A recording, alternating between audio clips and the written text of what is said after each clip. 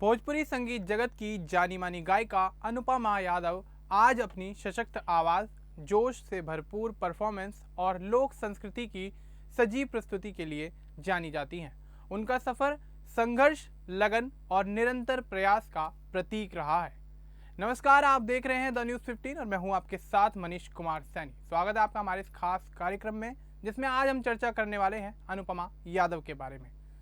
उत्तर प्रदेश के गोरखपुर जिले से आने वाली अनुपमा यादव ने एक साधारण मध्यम वर्गीय परिवार से निकलकर संगीत की दुनिया में अपनी एक अलग ही पहचान बना ली। उनके माता पिता दोनों शिक्षक थे, जिन्होंने उन्हें शिक्षा के साथ साथ कला और संगीत के प्रति समर्पण का महत्व सिखाया।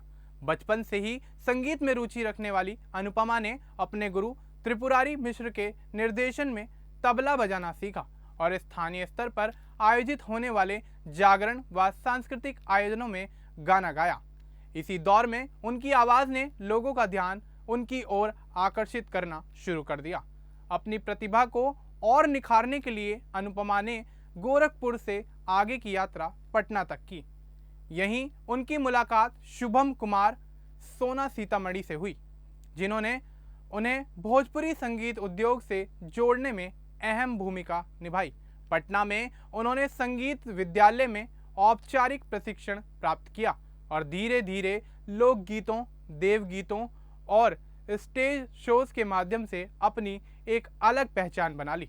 शुरुआती दिनों में उन्हें बहुत कम मेहनताना मिला करता था, लेकिन उन्होंने कभी हार नहीं मानी। उनकी मेहनत और लगन का परिणाम यह रहा है कि धीरे धीरे उन्हें बड़े आयोजनों और प्रोजेक्ट्स में काम करने का मौका मिलने लगा। अनुपमा यादव का पहला ब्रेक दिल ना लगई है और ले लो पुदीना जैसे गानों से मिला, जिन्होंने यूट्यूब और सोशल मीडिया पर लाखों व्यूज बटोरे। इन गीतों ने उन्हें भोजपुरी दर्शकों के बीच रातों रात लोकप्रिय बना दिया।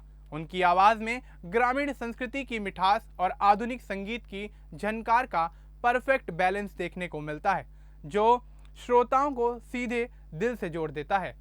उनके गानों की लोकप्रियता ने उन्हें भोजपुरी संगीत के अग्रणी मंचों तक पहुंचा दिया। मंच पर अनुपमा यादव की उपस्थिति ऊर्जा से भरपूर होती है। वह अपने दर्शकों से सीधे संवाद करती नजर आती हैं और हर परफॉर्मेंस को एक उत्सव का रूप दे देती हैं। यही कारण है कि उनके लाइव शोज की मांग बिहार, उत्तर प्रदेश और झारखंड के साथ साथ नेपाल तक फैली हुई है। सोशल मीडिया पर भी उनकी बड़ी फैन फॉलोइंग है, जो उनके नए गानों और परफॉर्मेंस का बेसब्री से टकटकी लगाए इंतजार करती रहती है। हालांकि लोकप्रियता के साथ विवाद भी उनके सफर का हिस्सा बने। अप्रैल 2025 में बिहार के रोहतास जिले के धर्मपुरा थाना क्षेत्र में एक कार्यक्रम को लेकर उनके खिलाफ FIR दर्ज की गई थी। आरोप ये था कि 1.5 लाख रुपए में बुकिंग लेने के बाद भी वह कार्यक्रम में नहीं पहुंची और एडवांस राशि वापस नहीं की। यह मामला स्थानीय जिला परिषद सदस्य द्वारा दर्ज कराया गया था, जिसने मीडिया में काफी सुर्खियां बटोरी। इसी तरह अक्टूबर 2024 में नवादा जिले के वारिसलीगंज प्रखंड में दुर्गा प्रतिमा विसर्जन के दौरान एक विवाद सामने आया था, जहां अनुपमा और उनकी टीम ने यह आरोप लगाया कि कुछ स्थानीय लोगों ने उनके साथ अभद्र व्यवहार किया और इसके साथ मारपीट भी की। इस घटना के बाद उन्होंने पुलिस में शिकायत दर्ज कराई। इन विवादों के बावजूद अनुपमा ने अपने करियर को नेगेटिविटी से बचाए रखा और संगीत पर ही अपना ध्यान केंद्रित रखा। निजी जीवन की बात करें तो अनुपमा ने इसे हमेशा निजी ही रखा है।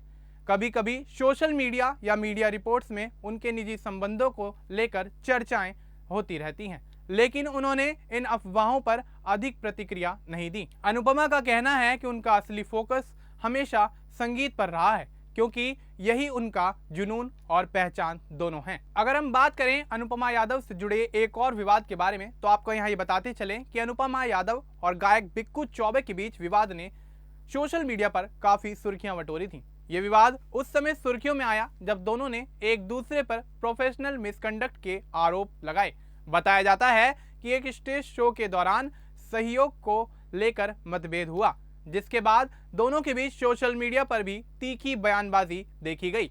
अनुपमा ने बिक्कू पर अभद्र व्यवहार और झूठ फैलाने का आरोप लगा दिया, जबकि बिक्कू ने उन्हें गलत प्रचार करने वाला बताया। हालांकि बाद में दोनों पक्षों ने विवाद को शांत करने की कोशिश की, लेकिन यह मामला भोजपुरी इंडस्ट्री में चर्चा का विषय बना रहा। वैसे अगर देखा जाए तो आज अनुपमा यादव भोजपुरी संगीत जगत की उन गायिकाओं में शुमार हैं जिन्होंने अपने दम पर एक अलग और नई पहचान बनाई है। उन्होंने अपनी मेहनत से यह साबित कर दिया है कि सीमित संसाधनों और कठिन परिस्थितियों के बावजूद अगर मन में लगन हो तो लक्ष्य को साधना असंभव नहीं है। उनकी आवाज अब सिर्फ भोजपुरी प्रदेशों तक सीमित नहीं रही, बल्कि विदेशों में भी बसे भारतीय समुदाय के बीच वो काफी ज्यादा लोकप्रिय हैं। भविष्य के लिए अनुपमा कई नए प्रोजेक्ट्स और सहयोगों पर काम कर रही हैं। उनका सपना है कि भोजपुरी संगीत को राष्ट्रीय और अंतर्राष्ट्रीय स्तर पर नई पहचान मिले और यह सिर्फ मनोरंजन नहीं बल्कि सांस्कृतिक गर्व का एक प्रतीक बने। वह चाहती हैं कि आने वाली युवा पीढ़ी भी लोक संगीत से जुड़कर अपनी जड़ों को पहचान सके। अनुपमा यादव का अब तक का सफर इस बात का उदाहरण है कि प्रतिभा और मेहनत का कोई भी विकल्प नहीं होता। उन्होंने ये दिखाया है कि यदि लगन और आत्मविश्वास के साथ आगे बढ़ा जाए तो सफलता निश्चित है।